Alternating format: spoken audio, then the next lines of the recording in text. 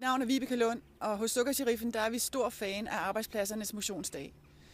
Det er vi blandt andet, fordi motion selvfølgelig er en rigtig god vej til at komme i god fysisk form. Men jeg tænker især, at det her med at være i god fysisk form er lidt undervurderet. For arbejdspladserne eller for arbejdsgiverne er der noget at hente her i form af mere overskud, bedre humør, bedre service, gladere medarbejdere, arbejdsglæde osv. Alt den her slags kan jo måles på bundlinjen. Så alt andet lige, så er det altså bare en rigtig god deal for arbejdsgiverne at give deres medarbejdere plads til at dyrke motion i arbejdstiden, eller gøre det let for dem at gøre det lige efter job. Så hos Sukkersheriffen, der vil vi gøre alt, hvad vi kan her den 14. oktober for at hjælpe vores kunder, vores virksomhedskunder, med at få tænkt nogle gode tanker og måske få det her sat lidt i system.